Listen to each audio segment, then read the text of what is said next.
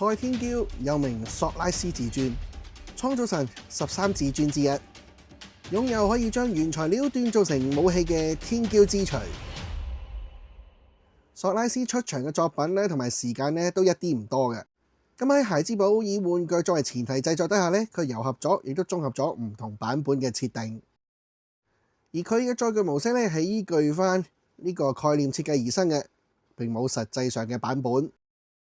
收納方面咧，除咗個車轆外露之外咧，喺其他方面亦都見到佢處理得唔錯㗎。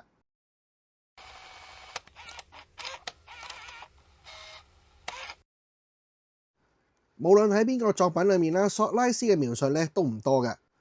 而講到較為廣泛性嘅版本咧，應該就係領袖之證咧，又或者係天元之力嘅版本。兩者咧都係近10年嘅動畫。而喺天元之力同埋 IDW 漫畫裏面嘅情節咧係相若嘅，佢嘅死亡同埋星神劍都係被人攞去。當時唯一一個女性金剛嘅大佬。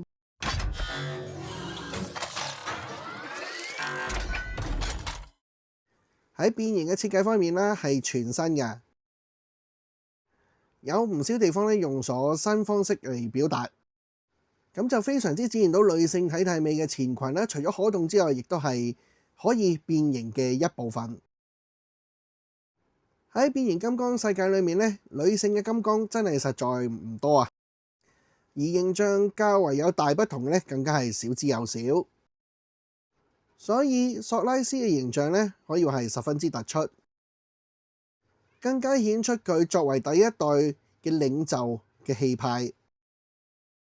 而喺故事裏面咧，佢負責開發唔同嘅神兵，用嚟對抗宇宙大帝 Unicron。佢同其他嘅成員咧關係都非常之密切，同幾好㗎。但係講到最密切咯，一定係 Megatronus 麥卡托納斯，亦即係震天尊，亦即係日後惡名昭彰又非常之邪惡強大嘅墮落金剛。佢哋嘅愛情故事都絕對可以講得上係可歌可泣啊！當中喺天元之力裏面，Megatronus 意圖用組合之謎、領導模組同埋鎮雲章嘅力量，將佢哋三者合二為一，用以吸取全宇宙變形金剛嘅火種，用嚟復活翻索拉斯。哇，聽落嚟好浪漫啊！仲黐線過 Thanos 係咪？你更估唔到索拉斯將佢拉入去火中園裏面，同歸於盡，做對同命鴛鴦。喺個故事就嚟到呢一度啦。講翻玩具本身，佢嘅載具模式咧都係斯比對星形態嘅汽車，有啲噴風啦同埋 Mad Max 嘅風格。車型上亦都好輕巧，配合翻佢係女性金剛嘅設定。機械人本體嘅收納咧都盡咗力噶啦，好扁平嘅背包就直接成為咗個背部，好好啊！前裙甲可以喐啦，做動作時就會更加自然啦。